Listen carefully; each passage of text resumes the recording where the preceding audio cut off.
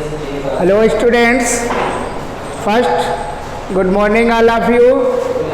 कल मैंने जो है आपको यही सेम इम्परेटिव सेंटेंस के बारे में बताया था कि इनकी पैसिव वॉइस कैसे बनती है, लेकिन उसमें जो है कल कुछ टेक्निक खराबी होने के कारण वो जो वीडियो आप तक जो पहुंचाया गया उसमें ये तो सब आ रहा था, लेकिन उसमें जो है आवाज़ नहीं पहुंच रही थी।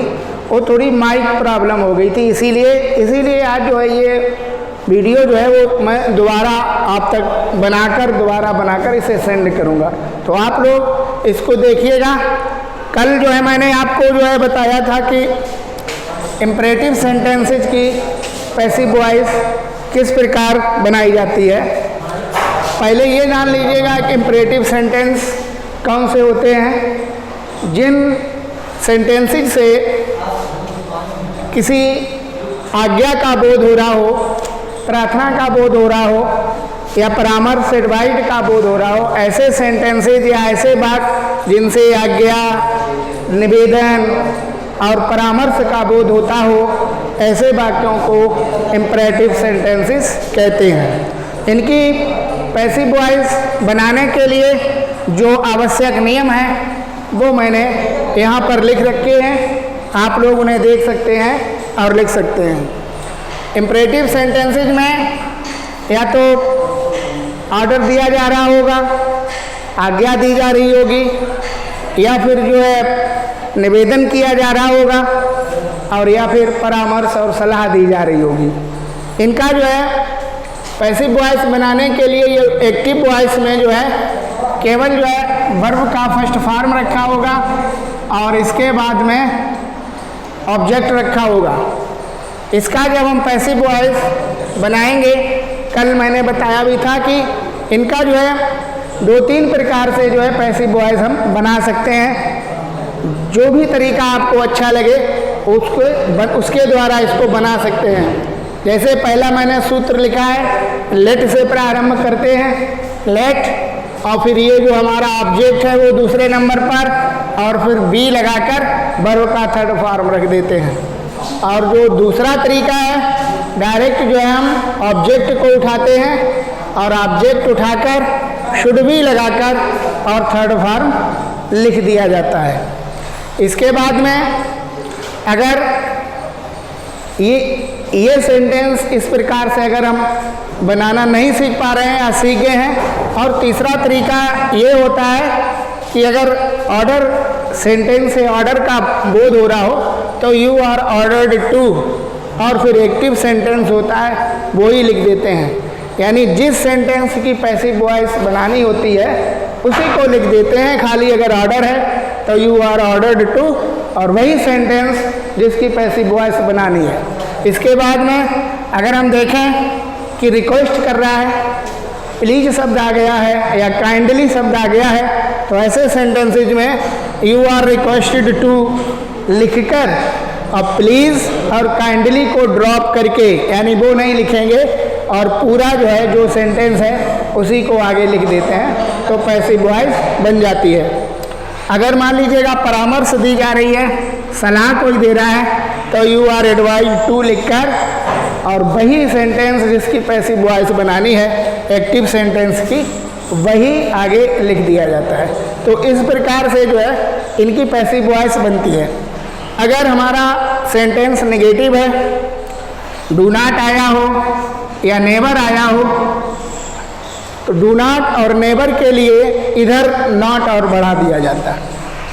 लेट, ऑब्जेक्ट और बी, फिर नॉट, फिर वर्ब का थर्ड फॉर्म। तो नेगेटिव के लिए यहाँ पर नॉट और बढ़ा दिया जाता है। इसी प्रकार से दूसरा तरीका जो ये वाला है, इसमें शुड बी की जगह पर शुड नॉट बी और बढ़ा दिया जाता है। ऑब्जेक्ट, शुड नॉट बी और प्लस वर्ब का थर्ड फॉर्म। इसके अतिरिक्त अगर आप इससे बनाना चाहते हैं तो यहाँ पर डू नॉट की जगह पर नॉट टू का प्रयोग करेंगे। जैसे यहाँ पर टू लिखा हुआ है, अगर डू नॉट वाला सेंटेंस है तो हम लिखेंगे you are ordered not to, और फिर जो है वही सेंटेंस जिसकी पैसिव वॉइस हमको बनानी होती है। ठीक है, कल मैंने आपको कुछ एग्जाम्पल भी दिए थे। आज देखिएगा ये सारे सूत्र लिखने के बाद और आप समझ भी गए होंगे कि किस प्रकार से इनकी पैसिव वॉइस बनती है। कुछ एग्जाम्पल देखिएगा, जैसे मान लीजिएगा कल मैंने डू इट का आपको दिया था एक एग्जाम्पल, डू इट। तो इसकी पैसिव वॉइस बनानी है, चाहे इस सूत्र का प्रयोग करके बनाइए और चाहे इस सूत्र का प्रयोग करके बनाइएगा और चाहे इस सूत्र का, तीनों प्रकार से ये बन सकता है। तो देखिए ये हमारा वर्ब का फर्स्ट फॉर्म रखा हुआ है और ये ऑब्जेक्ट रखा हुआ है। तो इससे पर हम अगर बनाते हैं तो सबसे पहले लेट आता है, वो लेट लिख देंगे, LET लेट, और फिर इसके बाद में ऑब्जेक्ट ये उठा के रखेंगे और फिर जो है बी लगा देंगे और इसके बाद जो है वर्ब का थर्ड फॉर्म, ये वर्ब का डू का थर्ड फॉर्म होता है डन।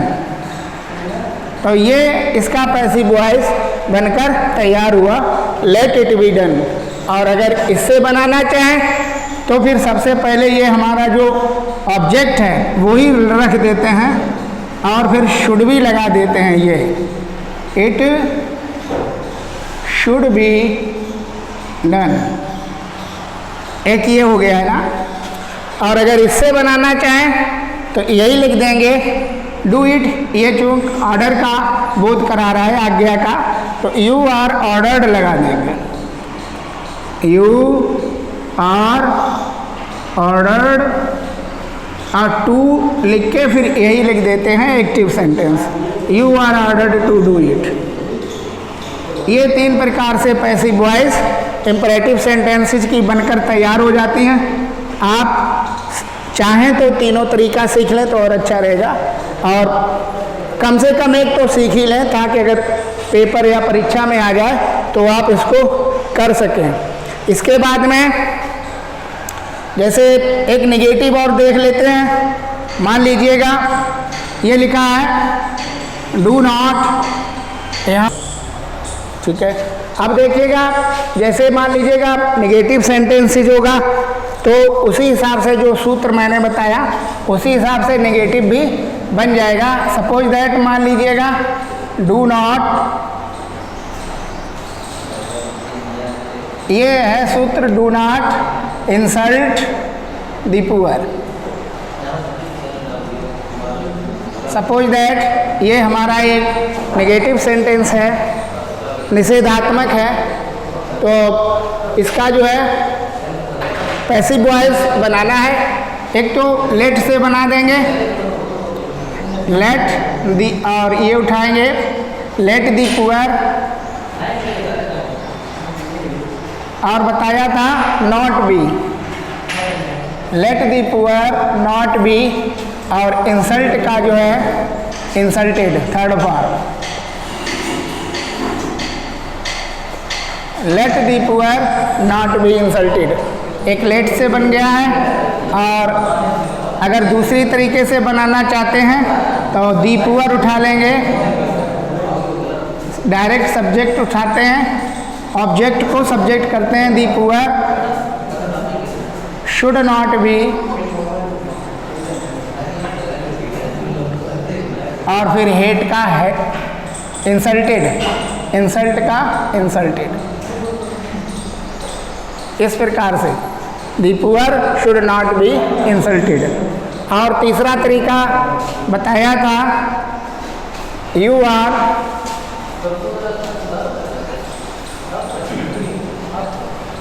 आर एडवाइज्ड,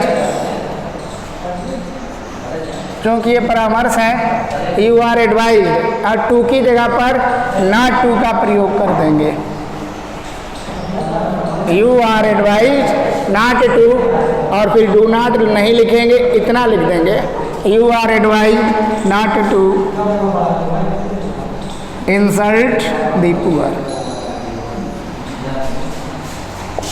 इस प्रकार से हमारे ये वाक्य बनकर तैयार हो जाते हैं। तो आप इनको समझ लीजिएगा, और अब हम आगे आप लोगों को जो है घर पे प्रैक्टिस के लिए कुछ उदाहरण या कुछ एग्जाम्पल आपको देंगे। आप लोग जो है उन होमवर्क को अपने नोटबुक पर लिख लीजिएगा और फिर घर पर उन्हें करने का प्रयास करिएगा। अब आप देख रहे होंगे कि ये मैंने आपको 7 सेंटेंसेस होमवर्क के रूप में दिए हैं। आप लोग इन्हें जो है घर पर करने का प्रयास करें और मेरी समझ से कोई दिक्कत नहीं आनी चाहिए, क्योंकि मैंने आपको सारे सूत्र और फार्मूला जो हैं वो बता दिए हैं। 3 प्रकार से बनते हैं, तीनों प्रकार से जिसमें आप चाहें उसमें इनको पैसिव वॉइस में कन्वर्ट कर सकते हैं। शट दी डोर, ये शट जो है ये तीनों जगह पर शट शट शट ही रहता है।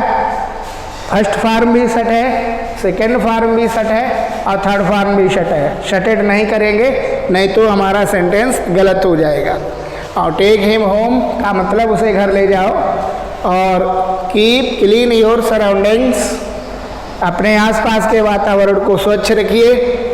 और ये 3 जो हैं वो अफर्मेटिव हैं यानी पॉजिटिव हैं, और इधर मैंने नेगेटिव लिखे हैं, आप लोग इनको भी करेंगे। डू नॉट आया, एक में नेवर आया, do not sit here please, और नेवर टेल ए लाई ये कल भी लिखा था मैंने, और डू नॉट अब्यूज एनीवन, किसी को बुरा भला मत कहिए, गाली मत दीजिएगा, और do not plug the flowers, फूलों को मत तोड़िए।